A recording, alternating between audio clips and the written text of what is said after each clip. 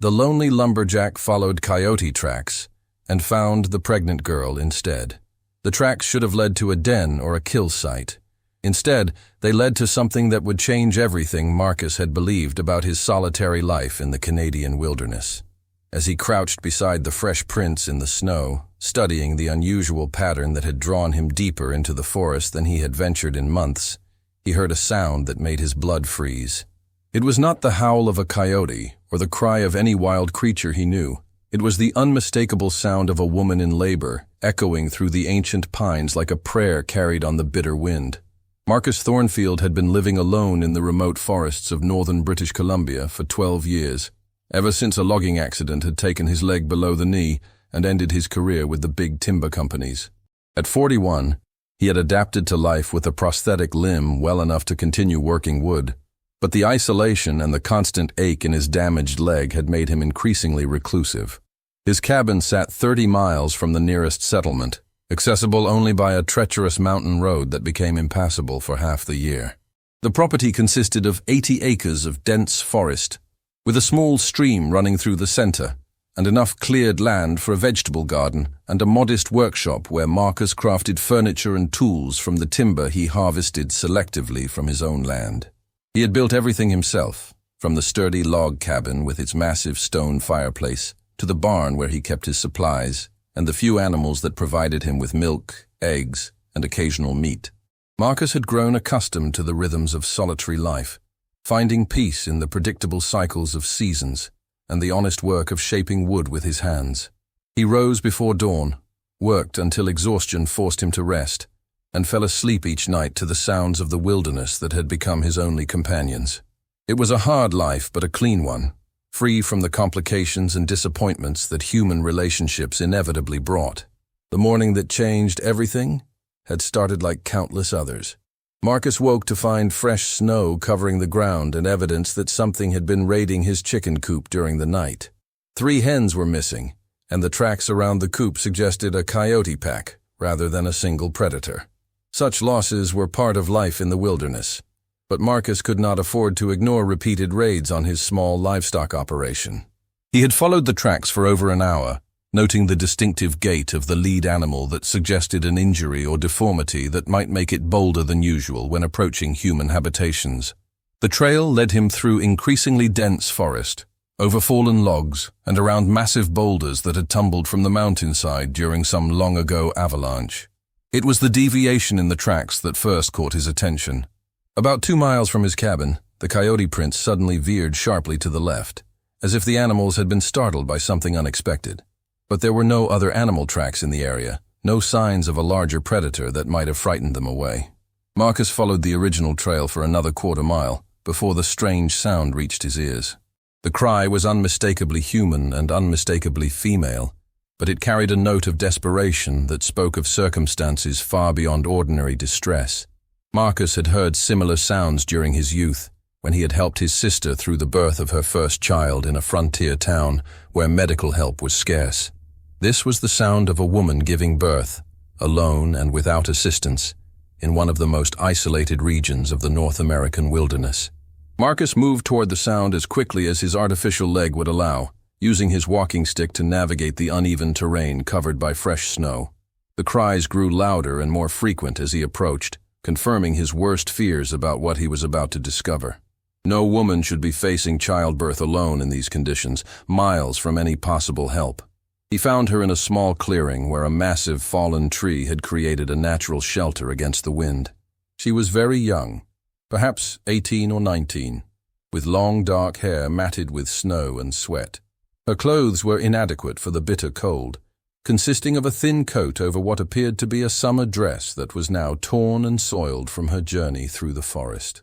Most alarming was her obvious exhaustion, and the blue tinge to her lips that indicated the early stages of hypothermia.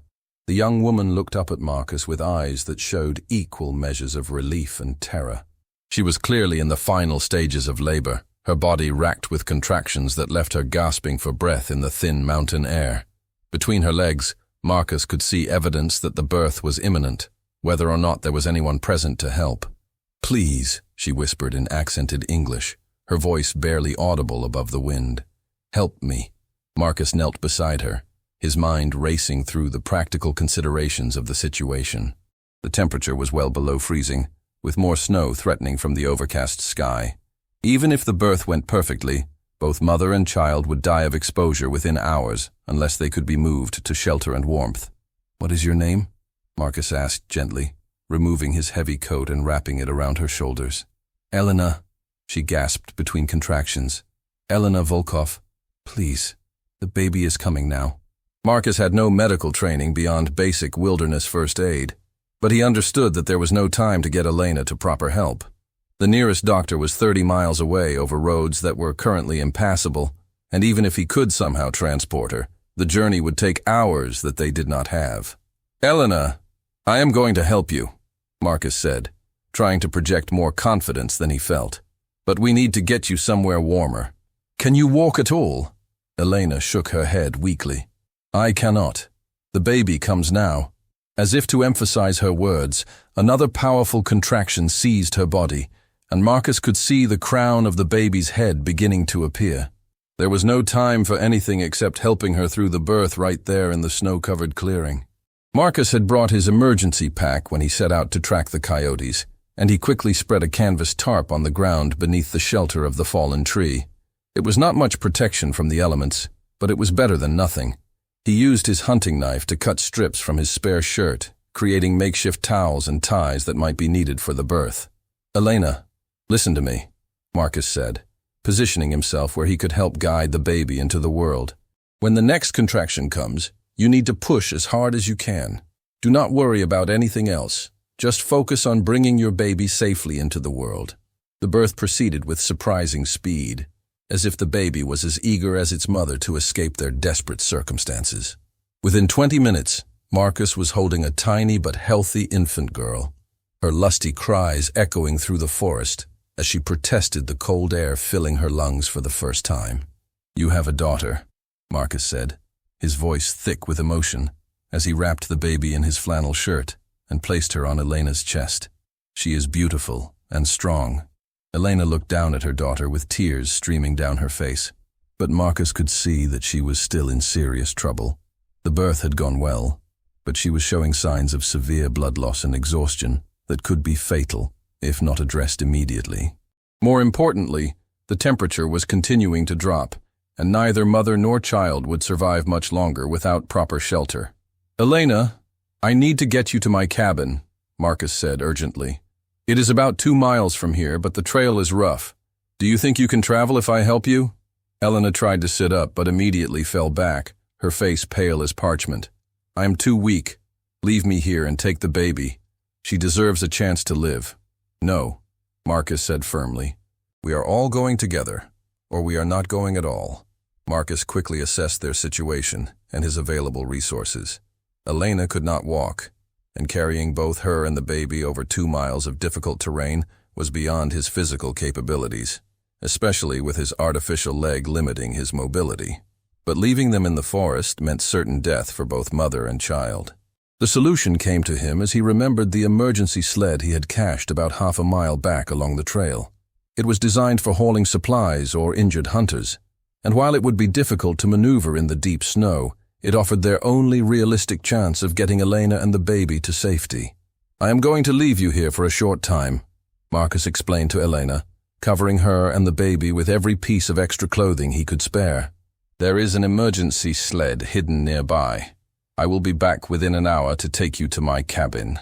Elena nodded weakly, her arms wrapped protectively around her newborn daughter. "What if you do not come back?" "I will come back," Marcus promised. "I give you my word." The journey to retrieve the sled was a nightmare of difficult terrain and growing anxiety about the 2 vulnerable lives depending on his success.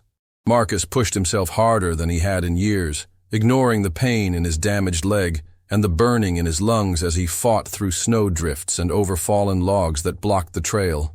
When he finally returned to the clearing, dragging the heavy wooden sled behind him, he found Elena unconscious but still breathing, the baby crying weakly from hunger and cold. Working quickly, Marcus arranged blankets and furs in the sled to create a warm nest, then carefully lifted Elena and placed her inside with the baby cradled against her chest. The 2-mile journey back to his cabin tested every survival skill Marcus had learned during his years in the wilderness. The sled was heavy and difficult to maneuver, especially on the steep sections of trail where a single misstep could send them all tumbling down the mountainside. His artificial leg made the work even more challenging, forcing him to rest frequently and adjust his technique to compensate for the reduced stability. But Marcus was driven by a determination he had not felt in years. These two lives had been placed in his care by circumstances beyond anyone's control, and he would not fail them. Step by step, yard by yard, he pulled the sled through the forest, talking constantly to Elena and the baby to reassure them that help was coming. By the time they reached his cabin, Elena was drifting in and out of consciousness, and the baby's cries had become alarmingly weak. Marcus carried them both inside and immediately began working to raise their body temperature and address Elena's medical needs. He built up the fire in the stone fireplace, heated water for cleaning and warmth, and prepared a bed near the hearth where the radiant heat would be most effective. Over the next several hours, Marcus drew on every bit of knowledge he had acquired about wilderness medicine and emergency care. He cleaned Elena's wounds, stopped her bleeding with pressure and herbal remedies, and gradually warmed both mother and child back to normal body temperature. The baby, who had been frighteningly quiet during the journey, began crying with renewed vigor once she was warm and dry. As night fell over the forest, Marcus found himself caring for two patients who were entirely dependent on his skill and dedication. Elena remained weak and feverish, drifting between sleep and brief periods of consciousness when she would ask about her daughter or whisper words in what sounded like Russian. The baby seemed healthy despite her traumatic entrance into the world, but she needed constant attention to ensure she remained warm and received adequate nutrition. It was during one of Elena's lucid moments that Marcus learned more about the circumstances that had brought her to his remote corner of the wilderness. She was a Russian immigrant who had come to Canada with her husband to work in the lumber camps that dotted the provincial interior. When her pregnancy became obvious, her husband had abandoned her, leaving her alone and penniless in a foreign country where she barely spoke the language. "I was trying to reach the settlement at Clearwater Creek," Elena explained in halting English, her voice barely above a whisper. "Someone told me there was a woman there who helped girls like me, but I got lost in the forest, and the baby came early." Marcus knew Clearwater Creek, a rough logging town about 50 miles to the southeast. It was not much of a place, but it did have a small clinic and a few people who might help a woman in Elena's situation. The fact that she had attempted such a journey alone, in her condition, spoke to the desperation of her circumstances. "You are safe now," Marcus assured her. "You and your daughter can stay here as long as you need to recover." Elena looked at him with surprise. "You would do this for strangers? People you do not know?" Marcus considered the question as he fed wood to the fire and checked on the baby, who was sleeping peacefully in a makeshift cradle he had constructed from a wooden box and soft furs. Why was he willing to take on the responsibility of caring for two people who had literally fallen into his life by accident? "Because it is the right thing to do," he said finally, "and because I have spent too many years thinking only about myself." Over the following days, as Elena slowly regained her strength and the baby began to thrive, Marcus discovered that his isolated cabin felt more like a home than it had in all the years he had lived there alone. The sounds of infant care and quiet conversation replaced the oppressive silence that had filled his days, and he found himself looking forward to each small milestone in Elena's recovery. Elena proved to be an intelligent and resourceful woman who had simply been overwhelmed by circumstances beyond her control. As her English improved through constant practice, she began to share more details about her background and the dreams that had brought her to Canada in the first place. She had been a teacher in a small Russian village before marrying and emigrating, and she spoke passionately about education and the opportunities she hoped to provide for her daughter. "I want to name her Hope," Elena said one evening as they sat by the fire, the baby nursing contentedly in her arms. "She represents hope for a better future, and she was born at a moment when I had almost given up believing in the possibility of happiness." Marcus smiled at the choice.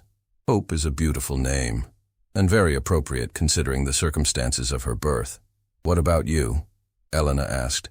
"Do you have hope for your future, Marcus Thornfield?" It was a question that Marcus had not seriously considered in years. His life in the forest had been about survival and solitude, not about hope or dreams for something better. But as he looked at Elena and baby Hope, he realized that his perspective was beginning to change. "I am starting to think that perhaps I do," he admitted, for the first time in a very long while. As winter deepened around the cabin, the three of them settled into a routine that felt natural and comfortable, despite its unusual origins. Elena took over much of the cooking and household management, bringing a woman's touch to the rustic interior that transformed it from a bachelor's retreat into a genuine home. Marcus continued his woodworking, but now he found himself crafting toys and furniture appropriate for a growing child, rather than just the utilitarian items he had made for his own use. The isolation that had once been a burden became a blessing, as it gave them time to heal and grow closer, without outside interference or judgment. Elena learned about forest life and wilderness survival, while Marcus rediscovered the pleasure of human conversation and the satisfaction of caring for others. Baby Hope thrived in the warm, secure environment, growing stronger and more alert with each passing day. It was Elena who first suggested that their arrangement might become permanent. "I have been thinking about what will happen when spring comes," she said one evening, as they worked together to prepare dinner. "I could try to reach Clearwater Creek, but I have no money and no prospects there. Here, Hope and I have security and someone who cares about our welfare." Marcus had been having similar thoughts, though he had been reluctant to voice them for fear of presuming too much about Elena's feelings. "You are welcome to stay as long as you want," he said carefully, "but you are a young woman with your whole life ahead of you.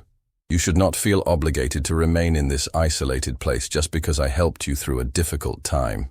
"It is not obligation," Elena said firmly. "It is gratitude, yes, but also something more. You have shown me kindness when I needed it most, and you have created a home where hope can grow up safely. These are precious gifts that I do not take lightly." "And what about love?" Marcus asked quietly. "A woman like you deserves more than just gratitude and security." Elena looked at him with eyes that held a warmth he had not dared to hope for. "A woman like me deserves a man who sees her as more than a burden to be endured. You have never made me feel like an obligation, Marcus. You have made me feel valued and respected. Is that not a form of love?" The conversation marked a turning point in their relationship, transforming what had been a temporary arrangement into something with the potential for permanence. They began to talk more openly about their feelings and their hopes for the future, discovering a compatibility that went far beyond the circumstances that had brought them together. Marcus found himself falling in love not just with Elena, but with the idea of being part of a family again. Hope's presence filled gaps in his life that he had not even realized existed, and watching Elena care for her daughter with such devotion reminded him of all the joys he had missed during his years of self-imposed isolation. For Elena, Marcus represented stability and security, but also something deeper. He was a man who had proven his character through actions rather than words, who had risked his own safety to help strangers, and who had opened his home without expecting anything in return. These were rare qualities in her experience, and she valued them more than any romantic gestures or passionate declarations.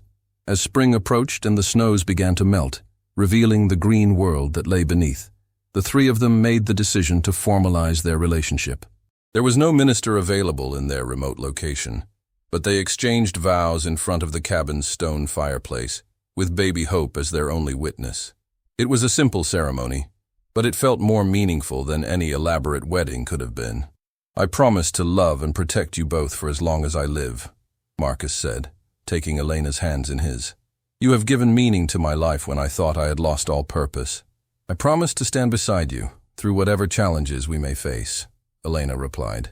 "You have shown me that there are still good men in the world, and I will never forget that gift." The years that followed were the happiest of Marcus's life. Elena proved to be an excellent partner in every sense, contributing her own skills and knowledge to their forest homestead, while providing the emotional warmth that had been missing from his solitary existence. Hope grew into a bright and curious child, who seemed equally at home in the wilderness, and in the civilized world they occasionally visited during their rare trips to town. Marcus's woodworking business expanded as Elena helped him market his furniture and crafts to a wider customer base, using her teaching background to develop better relationships with suppliers and buyers. They were able to improve their property and their living conditions while maintaining the peaceful isolation that had brought them together. The cabin that had once been a retreat from the world became the center of a small but thriving family enterprise. Elena taught Hope to read and write in both English and Russian, while Marcus passed on his knowledge of woodworking and forest survival. They created a life that was both self-sufficient and connected to the larger community, proving that isolation did not have to mean loneliness. Looking back on the morning when he had followed coyote tracks into the forest, Marcus often marveled at the series of coincidences that had led him to Elena and Hope. If the coyotes had not raided his chicken coop, if he had not been curious about the unusual tracks, if Elena had not been lost at precisely the moment when he was passing through that particular part of the forest, their lives would have remained forever separate. But perhaps, Marcus reflected, it had not been coincidence at all. Perhaps it had been something more like destiny, bringing together three people who needed each other in ways they could not have imagined. The coyote tracks had led him to something far more valuable than any stolen chickens. They had led him to a family and a future filled with love and purpose. Elena often teased him about his hunting skills, pointing out that he had set out to track predators and instead found the greatest treasure of his life. "You are not a very good hunter," she would say with a smile. "You cannot even follow simple coyote tracks without getting distracted." "I found exactly what I was meant to find," Marcus would reply, gathering his wife and daughter into his arms. "Sometimes the best discoveries are the ones we never knew we were looking for." As Hope grew older and began to ask questions about how her parents had met, they would tell her the story of the coyote tracks and the miraculous morning when a routine tracking expedition had changed all their lives forever. It became family legend, a reminder that the most important moments in life often came disguised as ordinary events. The lonely lumberjack who had once lived for nothing but solitude and the rhythm of his own labor had discovered that the greatest adventure of all was opening his heart to the unexpected gifts that life could offer. In following coyote tracks through the forest, he had found something infinitely more precious: a family, a purpose, and a love that would sustain him for all the years to come.